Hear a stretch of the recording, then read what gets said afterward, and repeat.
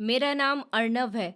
मैं एक मामूली सा आदमी था और दिन भर मजदूरी करता था, थक जाता था तो पत्नी की याद आने लगती थी।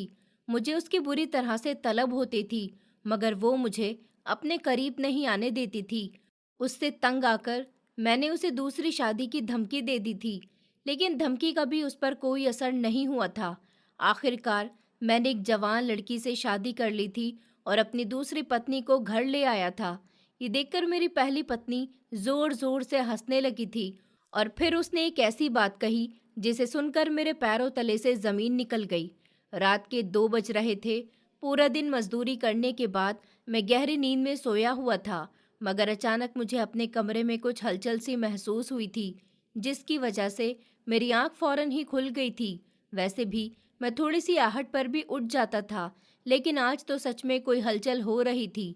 मेरे कमरे में लाइट जली हुई थी और मेरी पत्नी कमरे में मौजूद नहीं थी। मैं फौरन परेशान होकर खड़ा हो गया था। रात के 2 बज रहे थे। इस समय मेरी पत्नी कहाँ जा सकती थी, क्योंकि वो बिस्तर पर मौजूद नहीं थी। मैं वॉशरूम की तरफ उसे तलाश करने के लिए आया था तो देखा कि वॉशरूम भी अंदर से खाली था। मेरा दिल और भी ज्यादा परेशान हो गया था। कुछ दिनों से जो हरकतें मेरी पत्नी कर रही थी, उसके मुताबिक तो आधी रात को इस घर से उसका गायब होना बहुत ही खतरनाक था। मैं जैसे ही कमरे से बाहर चला गया था, अगला लम्हा मुझे हैरान करने वाला था। किचन से खटपट की आवाज़ें आ रही थी। मैं दबे दबे कदमों से किचन के पास आया था और अगले ही लम्हे बेहद परेशान हो गया था, क्योंकि मुझे एक ज़ोरदार झटका लगा था। मेरी पत्नी चूल्हे के पास खड़ी होकर कुछ जला रही थी, वो भी रात के इस समय। मैं फौरन कहने लगा कि दीपिका, तुम ये क्या कर रही हो? वो मेरी आवाज़ पर फौरन ही पलटी थी और मुझे देखते हुए बुरी तरह से घबरा गई थी। उसके चेहरे का रंग ही उड़ गया था, माथे पर पसीना आ गया था और हाथ बुरी तरह से कांप रहे थे। न जाने क्यों मेरा दिल एकदम से जोर जोर से धड़कने लगा था। मुझे कुछ भी ठीक नहीं लग रहा था। मैं फौरन किचन में दाखिल हुआ था और जैसे ही मेरी नज़र चूल्हे पर गई तो न जाने क्यों मेरे दिमाग में कुछ खटका सा महसूस हुआ था। चूल्हे के करीब कुछ जले हुए कागज पड़े हुए थे। मैं इसका बाजू थाम कर बोला था, तुम क्या जला रही हो? आखिर तुम क्या करती रहती हो? क्या है तुम्हारे दिमाग में? क्या चल रहा है ये सब कुछ? जब अचानक उसने मुझसे एक ही झटके से अपना हाथ छुड़ाया था और मुझे देखते हुए कहने लगी कि कुछ भी नहीं है। हर समय क्या आप मेरी जासूसी करने में लगे रहते हो? क्या सुकून से मैं इस घर में रह भी नहीं सकती? जबकि मैं इसको देखते हुए बोला था, क्यों नहीं, तुम इस घर में सुकून से रह सकती हो। ये घर तुम्हारा ही है। तुम इस घर की मालकिन हो, मेरी पत्नी हो। लेकिन आधी रात को किचन में खड़े होकर कागज जलाना, ये कौन सी अक्लमंदी है? इस पर अब तुम रोशनी डालना पसंद करोगी? आखिर मुझे बताओगी कैसे कि तुम क्या करती रहती हो? मेरी बात सुनकर उसने चूल्हा बंद कर दिया था और मेरे करीब से निकलते हुए कहने लगी, बेवजह मेरे पीछे मत लगा करो। हर समय मैं कहाँ बैठी हूँ, क्या कर रही हूँ, किससे बात कर रही हूँ, आप हमेशा इसी बातों की टोक में लगे रहते हो। भगवान के लिए मुझे भी सुकून का सांस लेने दिया करो। औरत होना कोई जुर्म नहीं है। मैं आपकी नौकरानी नहीं हूँ। पर आपको क्या लगता है कि मैं हर समय आपकी इन बातों के जवाब देती रहूंगी, जिनकी कोई वजह ही नहीं होती? वो मेरी आंखों में आंखें डालकर बात कर रही थी। मैं उसको देखता ही रह गया था। मुझे याद आया था कि शादी की पहली रात तो उसने मुझसे प्यार से कहा था कि हम औरतें पतियों की सेवा करने के लिए ही इस दुनिया में आती हैं। जो औरत पति की सेवा नहीं करती, वो बहुत बड़ी पापी होती है। ऊपर वाले ने हमें पति की सेवा करने के लिए ही इस दुनिया में भेजा है और आज उसकी इस बात में न जाने क्यों मुझे अंदर से अजीब सी कंडीशन में शामिल कर दिया था। वो किचन से अपने कमरे में चली गई थी। पहले जो कहती थी कि पति की सेवा करना पत्नी का कर्तव्य होता है, वही पत्नी आज मेरे साथ ऊंची आवाज में और मेरी आंखों में आंखें डालकर मुझसे बात कर रही थी और मैं उसको देखता रह गया था। वो किचन से अपने कमरे में चली गई थी। कुछ देर के बाद मुझे होश आया था। वो कागज जो जल चुके थे उनको हथेली पर रखकर ध्यान से देखने लगा था, मगर इसमें कुछ भी ऐसा समझ नहीं आ रहा था जिसकी वजह से मैं अपनी पत्नी पर शक करता। फिलहाल मैं अपना सर झटककर खामोशी से अपने कमरे की तरफ बढ़ गया था। मैं जैसे ही अपने कमरे में दाखिल हुआ तो उसने कमरे की लाइट बंद की हुई थी और सर से लेकर पैर तानकर गहरी नींद में चली गई थी। मुझे उसका व्यवहार बिल्कुल भी समझ नहीं आ रहा था। दिन ब दिन वो मुझसे उखड़ी उखड़ी सी रहने लगी थी, बदतमीजी करती थी, चीखना चिल्लाना करती थी, करीब जाने पर रोना शुरू कर देती थी। उसकी ये अजीब आदत मुझे और भी परेशान करती जा रही थी और आज इस हादसे ने तो मुझे और भी ज्यादा परेशानी में डाल दिया था। मैं दिल ही दिल में फैसला कर चुका था कि सुबह होते ही मैं अपनी पत्नी से जरूर इस बारे में फाइनल बात करूंगा।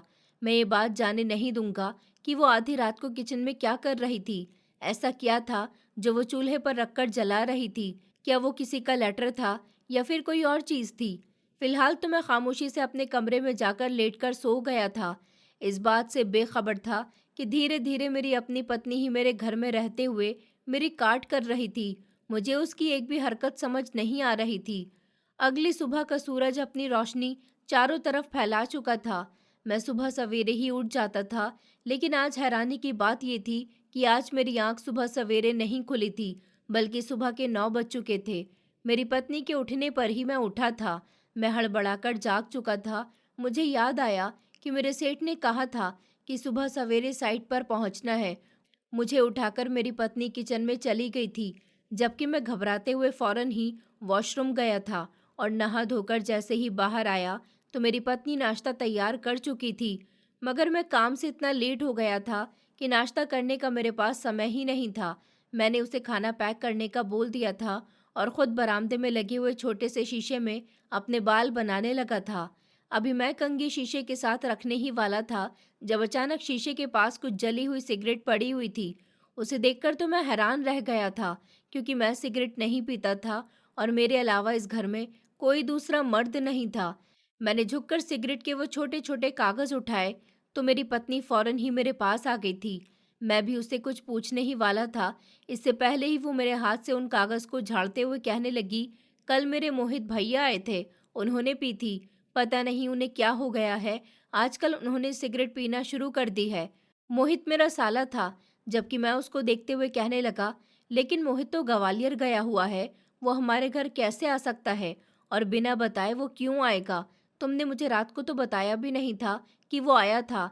हालांकि मैंने तुमसे पूछा भी था कि दिन में कोई आया था या नहीं। मेरी इस बात पर मेरी पत्नी बुरी तरह से घबरा गई थी और माथे पर आया हुआ पसीना साफ करते हुए बोली, 10 बजने वाले हैं, आपको निकलना नहीं है क्या? क्यों आप इतनी देर कर रहे हो? जब शाम को वापस आ जाओगे तो डिटेल से सारी बात पूछ लेना। आप तो मुझसे इस तरह से पूछताछ कर रहे हो जैसे मैं कोई चोरी कर रही हूँ। मोहित तो कब का घर वापस आ गया है। पत्नी की बात सुनकर मैंने उसके हाथ से खाना लिया था और सर हाँ में हिलाकर खामोशी से बाहर चला गया था। लेकिन अब न जाने क्यों मुझे अपनी पत्नी की हरकतें बहुत ज़्यादा अजीब लग रही थी। मैंने एक नज़र अपनी पत्नी पर डाली थी, जो शीशे के पास खड़ी हुई अपना पसीना साफ कर रही थी। फिलहाल मैं खामोशी से घर से बाहर आ गया था, लेकिन दिल के अंदर एक भगदड़ सी मच गई थी। मुझे कुछ ठीक नहीं लग रहा था। मैं फिलहाल सारी बातों को भूलकर साइड की तरफ बढ़ गया था, क्योंकि अगर काम करता तभी मैं अपना घर चला सकता था। काम की जगह पर पहुंचा तो सेठ जी काफी गुस्सा हो गए थे। उन्होंने कहा था कि जो समय मैं तुम लोगों को बोलता हूँ तुम लोग सुनते क्यों नहीं हो? उस समय पर क्यों नहीं आते हो? देर क्यों कर देते हो? मगर थोड़ा बहुत सुनाकर उन्होंने मुझे छोड़ दिया था, क्योंकि मैं वक्त का काफी पाबंद इंसान था। आज पहली बार मुझे देर हुई थी और पहली बार ही मुझे उनकी डांट सुनने को मिली थी।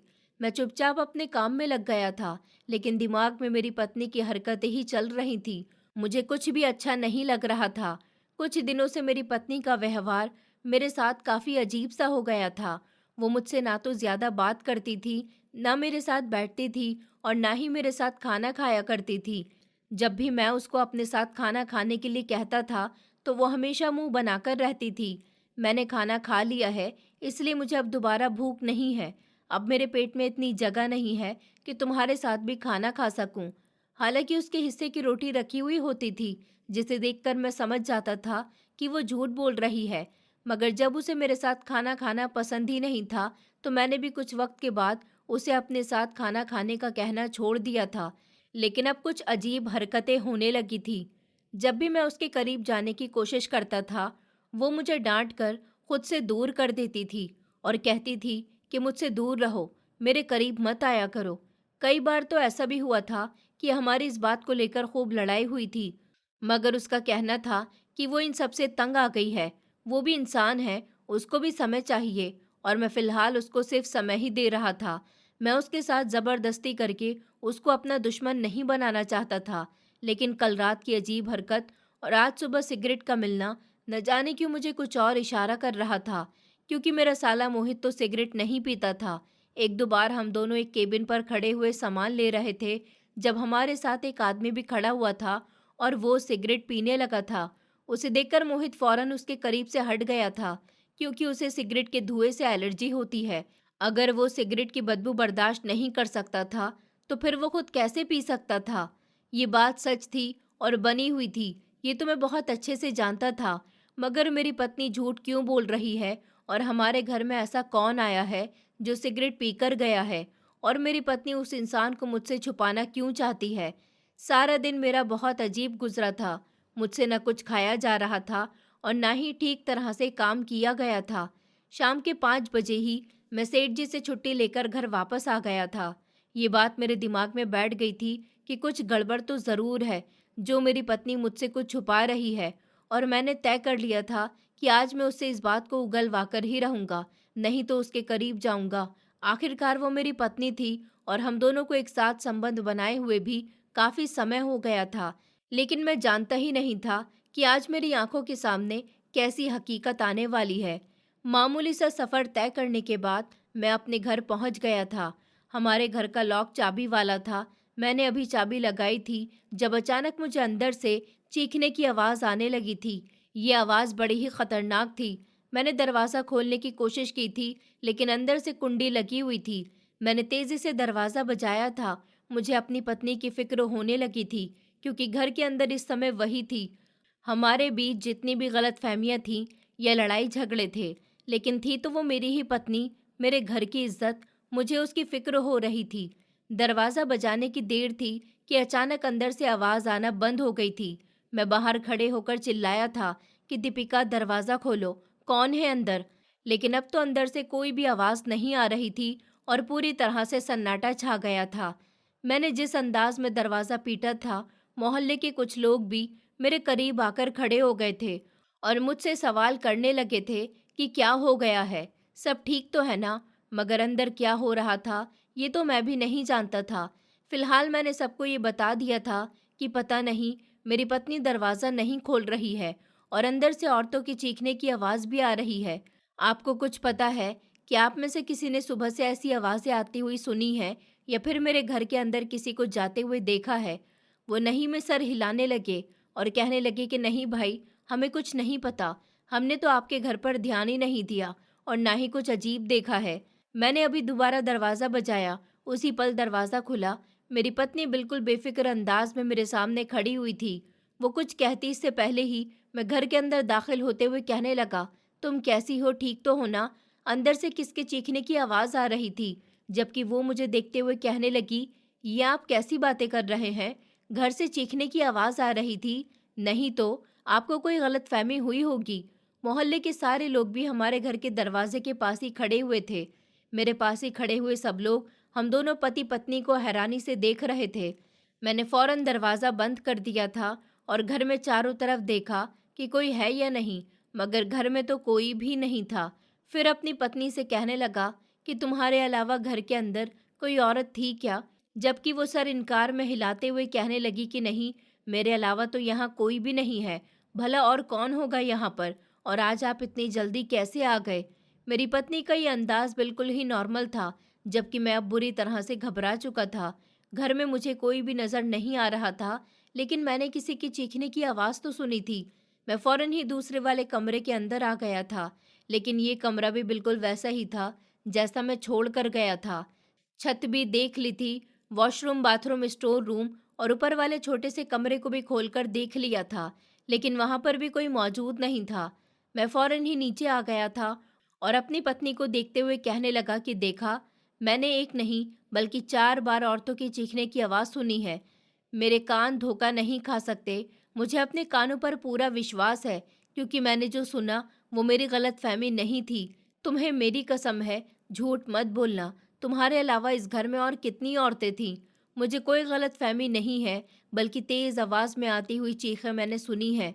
जबकि वो मुझे देखते हुए कहने लगी कि अर्नव, शायद आज रात आपकी नींद पूरी नहीं हुई थी, जिसकी वजह से आप इस तरह सोच रहे हैं। आप बैठ जाइए, मैं आपके लिए पानी लेकर आती हूँ। उसका ये अंदाज बिल्कुल ऐसा था जैसे रोज की जैसा हो, मगर मेरा दिल जोर जोर से धड़क रहा था। मुझे साफ तौर पर आवाज महसूस हुई थी। मैं इस बात को झुठला नहीं सकता था, लेकिन अपनी पत्नी के अंदाज को मद्देनजर रखते हुए मैं खामोशी से बरामदे में रखी हुई चारपाई पर बैठ गया था। कुछ देर के बाद मेरी पत्नी ठंडे पानी का ग्लास मेरे लिए लेकर आई थी और मुझे पकड़ाते हुए कहने लगी कि आराम से पानी पीजिए और बताइए, खाना वगैरह खा लिया आपने या नहीं। आज कई दिनों के बाद मुझे इस औरत में मेरी पुराने वाली पत्नी दीपिका नजर आई थी, वरना ये औरत जितनी बदल चुकी थी उसमें ये मोहब्बत तो कहीं रही ही नहीं थी। मैं कुछ कहता इससे पहले ही वो कहने लगी, अच्छा एक काम करो, कपड़े वगैरह बदल लो, मैं आपके लिए खाना लगा देती हूँ। आज आपका मनपसंद खाना बनाया है। मुझे इतना बताते ही वो किचन में चली गई थी, जबकि मैं उसको जाते हुए देखता रहा था। अभी मैंने पानी के कुछ घूंट ही लिए थे जब मुझे पानी अच्छा महसूस नहीं हुआ था। पानी में वो टेस्ट ही नहीं था जो होना चाहिए था। मैंने फौरन ग्लास एक तरफ रख दिया था और उठकर किचन में जाने लगा था, ताकि अपनी पत्नी से सुकून से पूछ सकूं कि घर में कौन था, क्योंकि दरवाज़ा बजते ही आवाज़ बंद हो गई थी। लेकिन अभी मैं किचन के दरवाजे के पास तक ही आया था जब अचानक मेरा सर तेज़ी से घूमने लगा था। ऐसा लग रहा था कि जैसे हर चीज़ मेरी आंखों के सामने धुंधली होती जा रही है। मेरा दिमाग भारी होने लगा था और मुझे सब कुछ घूमता हुआ नजर आ रहा था। ऐसा लग रहा था जैसे कोई मेरे दिमाग पर हथौड़े मार रहा हो। कुछ ही देर लगी थी, मेरी आंखों के सामने अंधेरा छा गया था। इसके बाद मुझे कोई होश ही नहीं रहा था। मैं किचन के दरवाजे पर ही बेहोश होकर गिर गया था। मैंने खुद को बहुत संभालने की कोशिश की थी, मगर फिर भी न जाने मुझे ऐसा क्या हुआ था कि मैं बेहोश हो गया। ये मेरे साथ क्यों हुआ था, किस वजह से हुआ था, ये मुझे नहीं पता चल पा रहा था। मेरी आंख लगभग कुछ घंटे के बाद खुली थी, लेकिन जब मुझे होश आया तो मैं कमरे के बिस्तर पर लेटा हुआ था। कुछ देर में बिल्कुल खामोश लेटा रहा और छत को घूरता जा रहा था। कुछ लम्हे के बाद मेरा दिमाग होश में आने लगा था। मैं तो जाग गया था, लेकिन मेरे सर में बहुत तेज का दर्द हो रहा था। मेरी पत्नी कमरे में मौजूद नहीं थी। मैंने घड़ी की तरफ देखा तो वो रात का 1 बज रहा था। हम दोनों पति पत्नी नॉर्मली अपने सारे काम से फ्री होकर रात के 10 बजे तक सो जाते थे, ताकि सुबह सूरज की पहली किरण पर ही उठ सके। लेकिन अब तो 1 बज रहा था और मेरी पत्नी भी कमरे में मौजूद नहीं थी। मैं हिम्मत करके जैसे ही खड़ा हुआ तो मुझे एक बार फिर से जोर का चक्कर आ गया था, लेकिन मैंने हिम्मत नहीं हारी थी। मैं खामोशी से उठा था और दीवार का सहारा लेकर वॉशरूम तक आ गया था, मगर अंदर मेरी पत्नी मौजूद नहीं थी। मेरा दिल अब और भी परेशान हो गया था। मुझ में इतनी हिम्मत नहीं हो रही थी कि मैं चलकर बाहर जाता। मैं वापस आकर बिस्तर पर बैठकर अपनी पत्नी का इंतजार करने लगा था। कुछ लम्हे गुजर गए थे जब कमरे का दरवाज़ा खुला था और वो अंदर दाखिल हुई थी। उसके हाथ में एक मोमबत्ती थी जो जल रही थी। हालांकि घर के अंदर काफ़ी रोशनी हो रही थी, कमरे में लाइट भी जल रही थी। मुझे देखते ही वो बुरी तरह से गड़बड़ा गई थी। उसने फौरन ही मोमबत्ती बुझा दी थी और एक तरफ रखते हुए मेरे करीब आ गई थी। शायद उसे उम्मीद नहीं थी कि मैं जाग रहा हूँ। अभी मैं कुछ कहता इससे पहले ही वो कहने लगी कि आप जाग रहे हैं, आपकी तबीयत कैसी है, आपको कैसा महसूस हो रहा है? अगर आपको अपनी तबीयत ठीक नहीं लग रही है तो मैं डॉक्टर को बुला लेती हूँ। जबकि मैं उसका हाथ थामकर कहने लगा कि तुम कहाँ थी दीपिका, और ये तुमने अपने हाथ में मोमबत्ती क्यों पकड़ी हुई है? इस समय मोमबत्ती क्यों जला रखी है? तुमने टाइम देखा है? तुम अभी तक सोई क्यों नहीं हो? जबकि वो मुझे देखते हुए कहने लगी कि आपकी टेंशन में मुझे नींद नहीं आ रही थी। मैं छत पर गई थी, सुबह कपड़े धोए थे, छत पर अंधेरा था, इसलिए अपने साथ मोमबत्ती ले गई थी। आपकी तबीयत ठीक है ना? अब पता नहीं आपको क्या हुआ था, आप अचानक बेहोश हो गए थे। जबकि मैं उसको देखते हुए कहने लगा कि हाँ मैं ठीक हूँ, लेकिन तुम मुझे ठीक नहीं लग रही हो। क्या हुआ है? तुम इतनी घबराई हुई क्यों हो? क्यों इतना डर गई हो अंधेरे से? जबकि वो अपने माथे पर आया हुआ पसीना साफ करते हुए बोली कि हाँ शायद, और अचानक से आपको भी जागता हुआ देख लिया, शायद इसलिए और घबरा गई हूँ। उसकी इस बात पर मैं हैरान हो गया था और उसको देखते हुए कहने लगा कि क्या मतलब है तुम्हारा? जबकि वो मेरे करीब बैठे हुए कहने लगी कि मतलब तो कोई नहीं है, और हाँ सुबह हम डॉक्टर के पास जाएंगे, मुझे आपकी तबीयत कुछ ठीक नहीं लग रही है, आप आराम कीजिए। जबकि मैं उसका हाथ थामकर बोला कि मैं ठीक हूँ, मुझे तुम्हारी ज़रूरत है, मुझे तुम्हारे करीब जाना है। कितना समय हो गया है हम दोनों को एक साथ एक दूसरे के करीब आए हुए। तुम मेरी पत्नी हो और मर्दों की भी कुछ ख्वाहिशें होती हैं। तुम खुद सोचो, 2 महीने हो गए हैं हम एक दूसरे के करीब नहीं आए। पति पत्नी भला इतने समय तक दूर तो नहीं रहते। तुम मेरी बात का मतलब तो समझ रही हो ना? शायद ये इसी वजह से हुआ है, जबकि वो मेरे पास से ऐसे दूर हो गई थी जैसे मैं कोई अछूत चीज़ हूँ। और मुझे देखते हुए कहने लगी कि क्या हो गया है आपको? आपकी तबीयत इतनी ज़्यादा ख़राब है और आपके दिमाग पर वही फालतू बातें सवार हैं। अपने दिमाग और दिल को थोड़ा काबू रखना सीखिए और आराम कीजिए। और अगर आप खुद पर कंट्रोल नहीं कर पा रहे हैं तो मैं बाहर चली जाती हूँ, मुझे कोई फ़र्क नहीं पड़ेगा। जबकि मैं उसको देखते हुए कहने लगा कि खबरदार, जो तुमने कमरे से बाहर भी कदम निकाला तो आओ, मेरे करीब आओ। मैं तुम्हारा पति हूँ। आखिर कब तक तुम्हारी तलब के लिए तरसता रहूंगा? तुम्हें एहसास नहीं है मेरा कि मर्द की कितनी चाहत होती है कि उसकी पत्नी उसके करीब रहे। आज मैं खुलकर अपनी पत्नी को अपना सब कुछ बयान कर देना चाहता था। घुट घुट कर मेरी अब बर्दाश्त खत्म हो चुकी थी, जबकि वो मुझे देखते हुए कहने लगी, इसमें इतना सीरियस होने वाली भी क्या बात है? औरत की भी तो कुछ मजबूरियां होती है ना। आप तो बेवजह ही हर समय हर बात को अपने दिमाग पर सवार रखते हैं। मेरे पास आपके लिए रुकना ठीक नहीं है।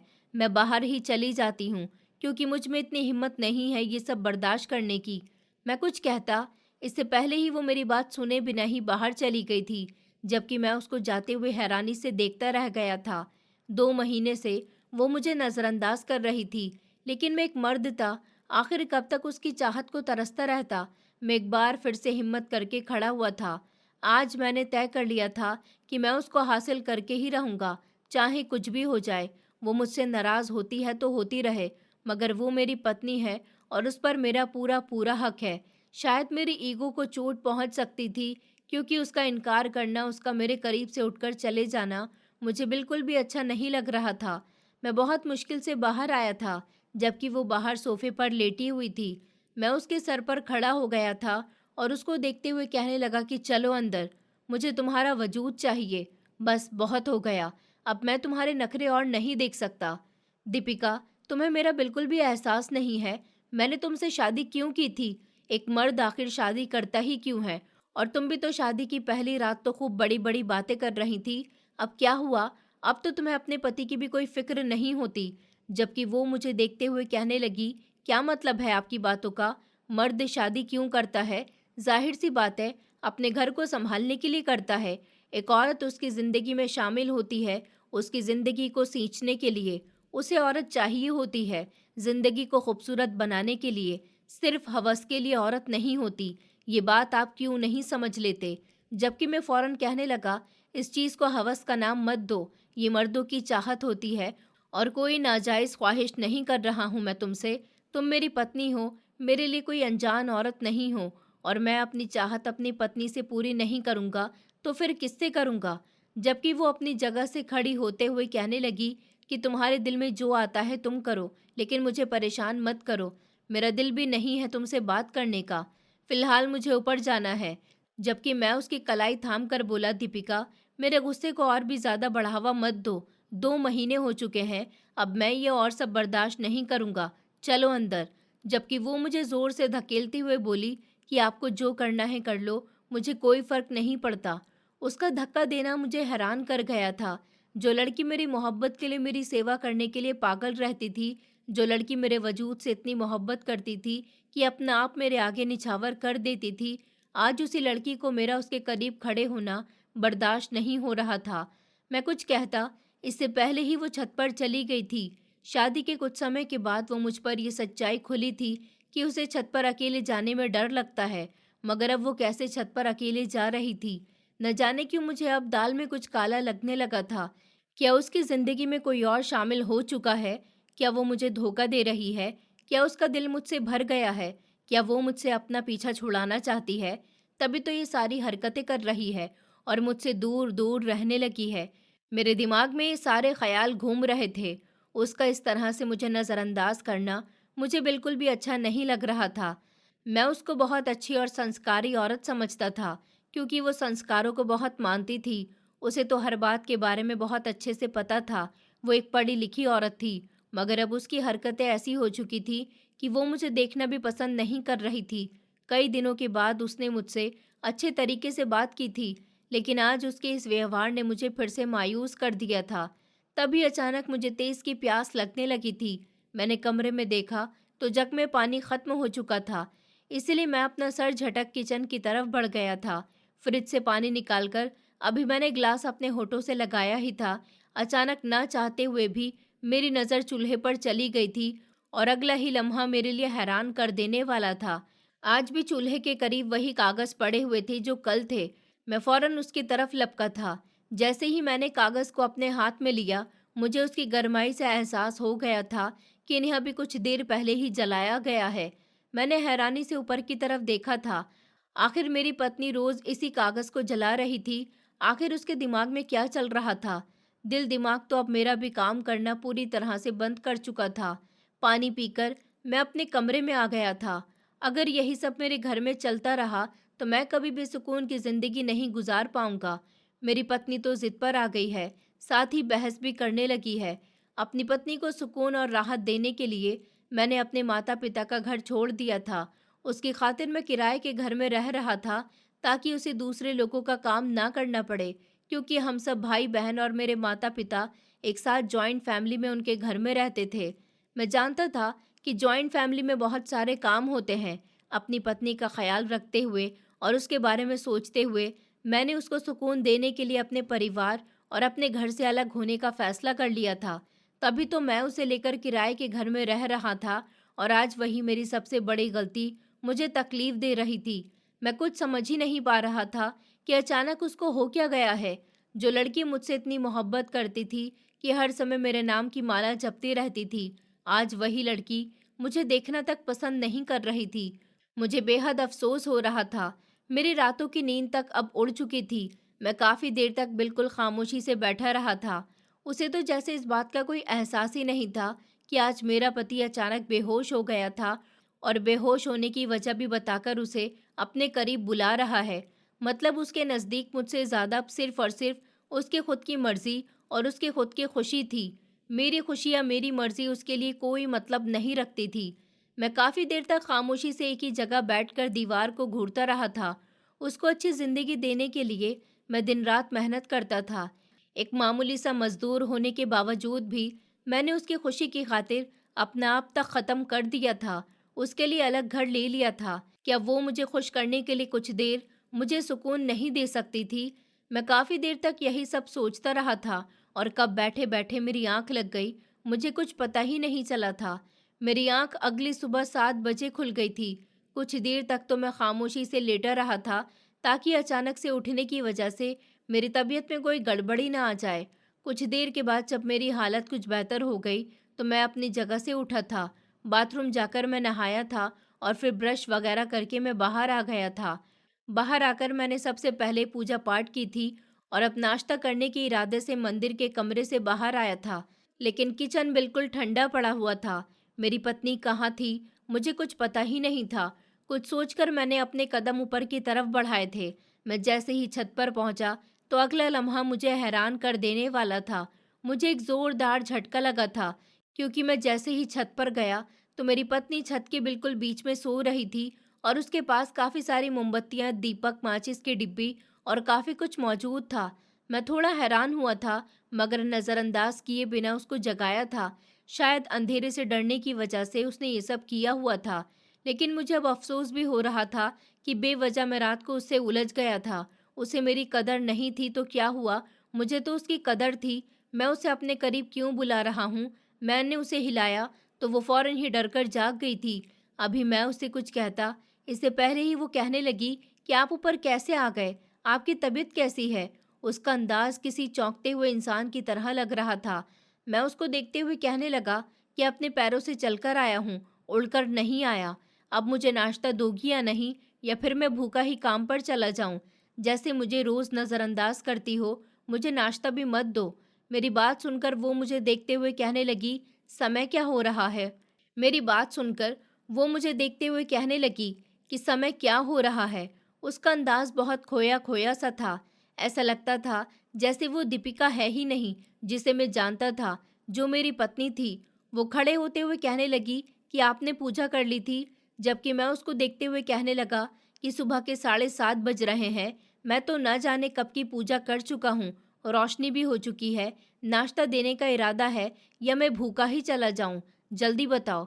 जबकि वो सीढ़ियों की तरफ बढ़ते हुए कहने लगी, कभी भूखा भेजा है आपको मैंने, जो आज भेजूंगी? आ जाइए नीचे, मैं नाश्ता तैयार कर देती हूँ। पता नहीं कैसे छत पर ही मेरी आंख लग गई थी। ये कहते ही वो नीचे चली गई थी, जबकि मैंने हैरानी से उसके करीब पड़े हुए सामान को देखा था और अपना सर झटककर नीचे की तरफ चला गया था। वो अब तेजी से मेरे लिए नाश्ता बना रही थी। मैं खामोशी से एक तरफ बैठ गया था। अगर पूरे दिन का ख्याल न होता तो मैं नाश्ते के लिए नहीं रुकता। शायद कल बेहोश भी इसी वजह से हो गया था, क्योंकि मैंने पूरा दिन कुछ भी नहीं खाया था। लगभग आधे घंटे के बाद वो नाश्ता बनाकर ले आई थी। मेरी चाहत थी कि वो मेरे साथ ही बैठकर नाश्ता करे, जबकि वो कमरे की तरफ जाते हुए कहने लगी कि नाश्ता करके दरवाज़ा बंद कर देना, मैं सोने जा रही हूँ, मुझे बहुत ही नींद आ रही है। मैं उसको हैरानी से देखते हुए कहने लगा कि कम से कम मुझे विदा तो कर दो, इसके बाद आराम से सो जाना। वैसे भी मैं सारा दिन घर में नहीं रहूँगा, रात को ही आऊँगा। तुम जितना चाहे सोती रहना। वो मुझे देखते हुए कहने लगी, कर लेना नाश्ता, कौन सा आप हमेशा हमेशा के लिए जा रहे हैं? मैं तो सोने जा रही हूँ, मुझे परेशान मत कीजिए। आपकी वजह से सारी रात में बेसुकून रही हूँ। इतना कहते ही वो कमरे में चली गई थी, जबकि मैं उसको जाता हुआ देखता रह गया था। उसको मेरी बिल्कुल भी परवाह नहीं थी। उसकी बातों से साफ जाहिर हो रहा था, आज पहली बार उसका व्यवहार मेरा दिल बहुत उदास कर गया था। इतना कि मेरी आंखों में आंसू आ गए थे। लोग कहते हैं कि मर्दों को तकलीफ नहीं होती, वो रोते नहीं है, लेकिन जब मर्द को तकलीफ होती है तो वो सबसे ज़्यादा रोता है। मैंने खामोशी से दिल मारकर अपना नाश्ता ख़त्म किया था, क्योंकि अब मुझसे नाश्ता नहीं किया जा रहा था। एक एक निवाला गले में अटक रहा था। मैं जल्दी से नाश्ता ख़त्म करके खामोशी से घर से निकल गया था, लेकिन दिल इतना उदास हो रहा था कि मैं काम के बजाय अपनी माँ के घर की तरफ चला गया था। शायद उनके आंचल में कुछ देर मुझे सुकून और राहत मिल जाएगी। मैं उनके घर में दाखिल हुआ तो पूरा घर जागा हुआ था। पिताजी काम पर गए हुए थे और बाकी भाइयों को भी यही काम सिखाया गया था। वो भी मजदूरी ही करते थे। वो भी मजदूरी पर गए हुए थे, इसलिए सब जागे हुए थे। मुझे देखते ही मेरे घर में जैसे रौनक सी आ गई थी। मैं अपनी माँ के पहलू में जाकर बिल्कुल खामोशी से बैठ गया था, जबकि मुझे चुप चुप देखकर वो कहने लगी कि क्या हुआ है बेटा, इतने खामोश क्यों हो? जबकि मैं उदास शब्दों में कहने लगा, कुछ नहीं माँ, बस अपनी पत्नी की तरफ से थोड़ा परेशान हूँ। उन्होंने कहा कि क्या हुआ है उसे, और तुम नाश्ता करके आए हो या नहीं? मैंने सर हाँ में हिला दिया था और धीरे धीरे बंद शब्दों में उन्हें पूरी कहानी के बारे में बता दिया था, क्योंकि उनसे कुछ भी छुपाने का कोई फायदा नहीं था। वो मेरी माँ थी, मुझसे बड़ी थी और समझदार थी। वो मुझे बेहतर तरीके से समझा सकती थी। मेरी बातें सुनकर वो कुछ देर तक तो खामोश रही थी और फिर मुझे देखते हुए कहने लगी, एक पति के लिए सब कुछ उसकी पत्नी ही होती है। अगर वही पत्नी पति को बेसुकून करने लगी तो बेहतर है कि तुम अपना रास्ता बदल लो। मैंने उनको हैरानी से देखा था। मुझे उनकी बात बिल्कुल भी समझ नहीं आई थी, जबकि वो कहने लगीं कि मैं सोच रही हूँ कि तुम्हारी परेशानी बहुत बड़ी है। तुम्हारी पत्नी तो तुम्हें कोई इज्जत ही नहीं दे रही, इसलिए तुम्हारे पास सिर्फ और सिर्फ एक रास्ता बचता है, तुम दूसरी शादी कर लो। मैं भी यही सोच रही हूँ कि तुम्हारी दूसरी शादी करवा देती हूँ। बेहतर है कि तुम अपनी ज़िंदगी में खुश रहो। दीपिका अगर तुम्हें सुकून नहीं दे सकती तो तुम उसके पीछे पागल क्यों हो रहे हो? और तुम्हें उसके साथ रहने की भी कोई ज़रूरत नहीं है। तुम शादी के बाद अपनी दूसरी पत्नी के साथ यहाँ इस घर में रहो। शादी किसी ऐसी लड़की से करो जो हमारे घर में रहे। तुम भी यहाँ आओ, वहाँ भी चले जाना, कोई तुम्हें परेशान नहीं करेगा। एक लड़की है मेरी नज़र में, अनाथ है, कम उम्र की है, बहुत अच्छी लड़की है। उसके माता पिता नहीं है, सिर्फ अपने चाचा चाची के साथ रहती है। अगर तुम कहो तो मैं बात चलाऊं? माँ की बात सुनकर मैं कुछ देर के लिए खामोश हो गया था, बल्कि हैरान भी हुआ था। मैं फौरन कहने लगा कि नहीं माँ, मैं दीपिका से मोहब्बत करता हूँ, मैं ऐसा नहीं कर सकता। जबकि वो बोली कि देखो बेटा, मैं तुम्हारी बात समझ रही हूँ, वो लड़की बुरी नहीं है, मगर जब तुम बता रहे हो कि उसका व्यवहार तुम्हारे साथ बिल्कुल भी ठीक नहीं हो रहा, तो तुम क्यों उसके पीछे अपना दिमाग खराब कर रहे हो? वो तुम्हें यहाँ से ले गई, हमने कुछ नहीं कहा। ये भी एक बहुत बड़ी बात है। तुमने अपने माता पिता, अपने भाई बहन को छोड़ दिया, और अगर इसके बावजूद भी जब वो तुम्हारे साथ खुश नहीं है, तब बेहतर यही है कि तुम अपनी ज़िंदगी का दूसरा रास्ता चुन लो। और दूसरा रास्ता यही है कि तुम शादी कर लो। हिम्मत करो, मैं तुम्हारे साथ हूँ। मैं कुछ देर तक उनकी बात खामोशी से सुनता रहा था, और फिर अपनी जगह से खड़े होकर कहने लगा कि माँ, पहले मैं ये बात दीपिका से करूँगा। उसको समझाने की कोशिश करूँगा कि अगर उसने मुझे वो अहमियत नहीं दी जो एक पति को मिलती है, तो मैं दूसरी शादी कर लूँगा। अगर वो मेरी बात नहीं मानती, और अगर मेरी बात मान लेती है, तो इससे अच्छी बात मेरे लिए कोई और नहीं है। लेकिन उसकी समझ में कुछ नहीं आया, और फिर भी उसने मुझे नज़रअंदाज किया। तो आप मेरा रिश्ता पक्का करके शादी की तारीख ले लेना, मुझे कोई एतराज़ नहीं है। ऊपर वाले की कृपा है, मैं इतना कमा लेता हूँ कि दीपिका के साथ साथ उसका भी खर्च उठा लूँगा। ये कहकर मैं अपने काम के लिए रवाना हो गया था। सारा दिन रोज़ के मुताबिक गुजर चुका था। रात के 9 बजे मैं घर वापस आ गया था। रोज़ की तरह मेरी पत्नी का मूड आज भी ख़राब ही था। मैंने उससे एक बार फिर से बात की थी और उसके करीब जाने की कोशिश की थी। उसको अपना आप समझाना चाहा था, उससे मोहब्बत से पेश आया था, लेकिन इस बार भी उसने मुझे बुरी तरह से झाड़ दिया था। उसका यही कहना था कि आपको हर समय इस चीज़ की क्यों लगी रहती है, आपसे खुद पर कंट्रोल क्यों नहीं होता। जबकि मैं फ़ौरन कहने लगा कि तुम पागल हो गई हो क्या? तुम्हें मेरा एहसास क्यों नहीं है? 2 महीने से भी ज़्यादा हो चुके हैं, बल्कि अब तो 3 महीने पूरे होने वाले हैं। वो गुस्से भरे अंदाज में कहने लगी कि हाँ, तो मैं क्या करूँ? मेरा दिल ही नहीं चाहता आपके करीब जाने का, इसलिए मुझे मजबूर मत करो, मेरा मन नहीं है। ये कहते ही वो अपनी जगह से खड़ी हो गई थी और कमरे में जाने लगी थी। जब मैं उसको देखते हुए कहने लगा कि अगर आज तुमने मेरे साथ संबंध नहीं बनाया, तो भगवान की सौगंध, मैं इसी हफ्ते दूसरी शादी कर लूँगा। मैं तुम्हें कोई धोखा नहीं दे रहा हूँ, मैं तुम्हें बता रहा हूँ। मैं तुमसे चोरी चुपके दूसरी शादी नहीं करूँगा, तुम्हें बताकर शादी करूँगा, ताकि तुम्हें एहसास हो कि तुम खुद अपने हाथों से अपने पति को दूर कर रही हो। मेरे पास शादी के लिए एक लड़की भी है और दूसरा घर भी है जहाँ मैं उसको रख सकता हूँ। मेरी बात सुनकर वो फौरन पलटी थी और मुझे देखते हुए मुस्कुराकर कहने लगी कि चलो, ये तो बहुत अच्छी बात है।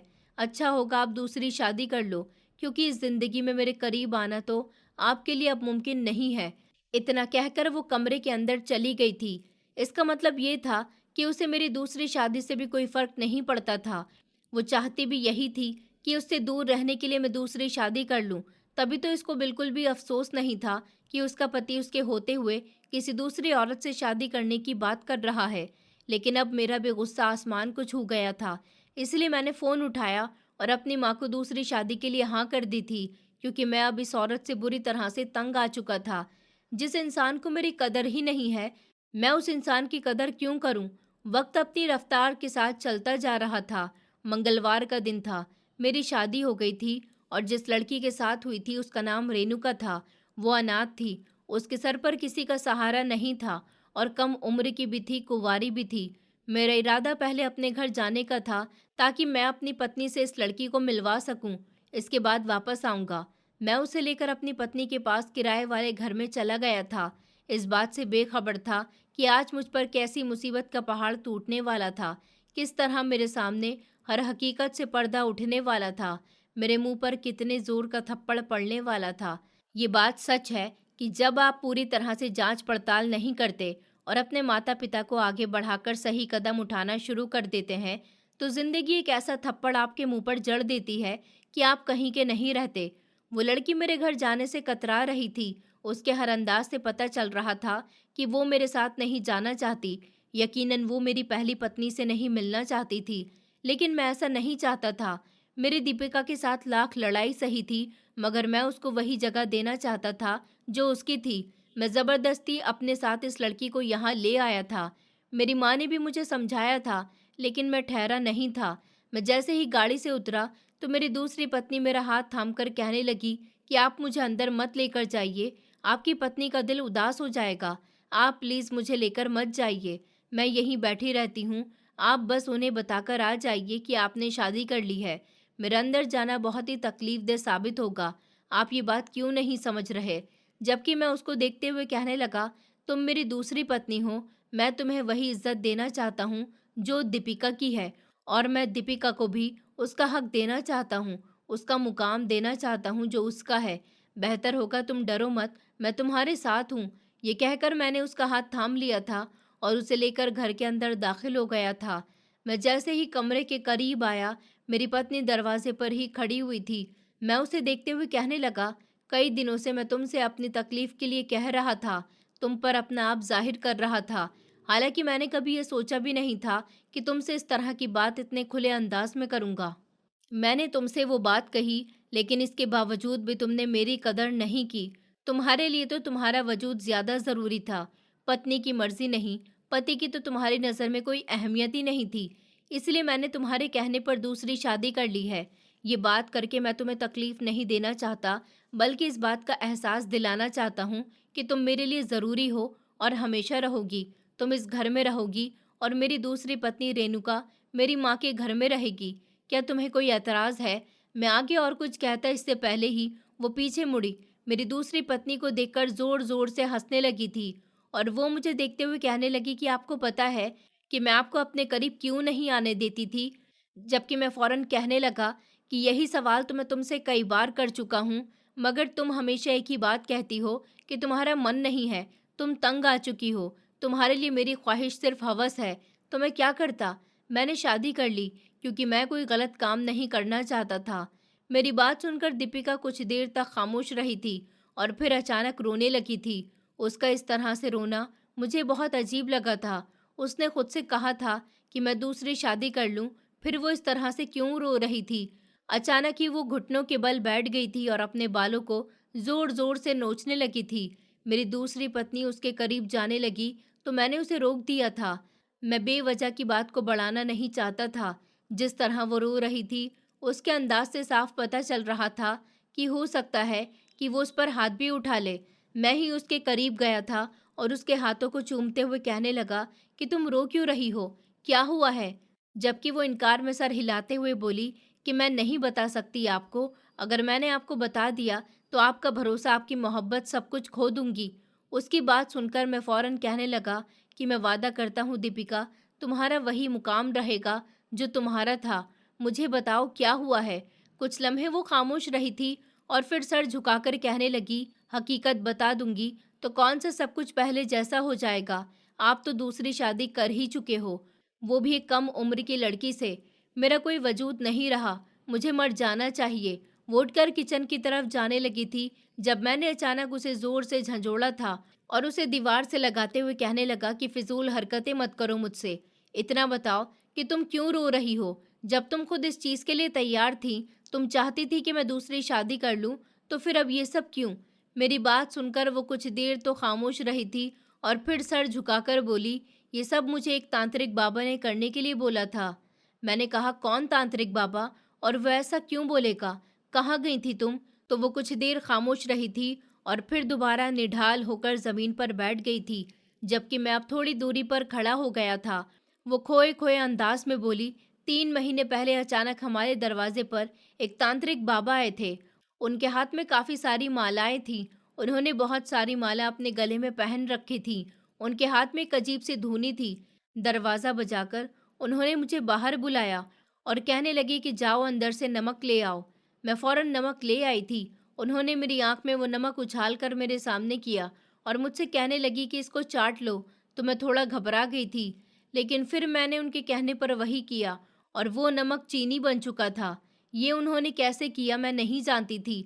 मुझे फ़ौरन उनकी बात पर विश्वास हो गया था। वो मुझसे कहने लगे कि तुम्हारे साथ कोई परेशानी है और तुम उदास हो, मुझे वजह बताओ। मैं कुछ देर खामोश खड़ी रही थी और फिर उनको बता दिया कि मेरी शादी को 1.5 साल हो गया है, लेकिन हमारे घर अभी तक औलाद की खुशी नहीं आई है। तो वो कहने लगे कि तुम्हारा और तुम्हारे पति का संबंध कैसा है? मैंने उनको बताया कि मेरे पति मजदूर हैं, मगर मेरी हर चाहत पूरी करते हैं, मेरी हर खुशी में मेरे साथ होते हैं, मेरे गम में मेरे साथ होते हैं। कभी उन्होंने मुझ पर औलाद के लिए प्रेशर नहीं बनाया। मैं उनसे बहुत मोहब्बत करती हूँ। मेरी बातें सुनकर वो बाबा कहने लगे, अगर तुम औलाद चाहती हो तो अपने पति से दूर हो जाओ, उसको वो खुशी नहीं दो जो वो चाहता है, तभी तुम्हारे घर औलाद होगी। उन्होंने मुझे एक टोटका करने के लिए बताया था। मैं अपने चारों तरफ मोमबत्ती और दीपक जलाती थी, जैसा कि उन्होंने कहा था। उन्होंने बताया था कि ऐसा करने से तुम्हारे घर में 4 या 5 महीने के बाद औलाद की खुशी आ जाएगी। मगर मुझे क्या पता था कि मेरे घर इतनी बड़ी मुसीबत आ जाएगी। मैं बहुत ही शर्मिंदा हूँ। मैंने उस तांत्रिक बाबा पर विश्वास किया, लेकिन आप पर नहीं किया। मैंने आपकी बात नहीं सुनी और आपको नज़रअंदाज किया। मेरे भगवान ने जिसकी सज़ा मुझे दे दी है, मुझे माफ़ कर दीजिए। मैंने बहुत ही बड़ी गलती की है। जबकि मैं अपनी पत्नी को दंग होकर देख रहा था, मेरी सारी गलतफहमियां धीरे धीरे ठीक होने लगी थी। वो आगे कहने लगी, उस दिन जब आप आए थे और आपको घर से औरतों के चीखने की आवाज़ आ रही थी, वो सब एक टोटके की कंडीशन में हुआ था। वो मुझसे काला जादू करवा रहे थे, जिसके ज़रिए मैं आपको अपने वश में कर लेती थी। वो मेरा मंत्र पूरा नहीं हुआ था कि आप घर पहुंच गए और सब कुछ अधूरा रह गया। अक्सर मैं इस बाबा के पास जाती रहती हूँ, मैं उनकी भक्त बन गई हूँ, लेकिन मुझे अब एहसास हुआ है कि ये सब फिजूल बातें हैं। जो भी होना होता है ऊपर वाले की मर्जी से होता है। अगर मैं आपको अपने वश में कर रही होती तो अब तक मेरे घर औलाद भी हो जाती और आप मुझे छोड़ते भी नहीं, बल्कि आपने तो अब दूसरी शादी भी कर ली है।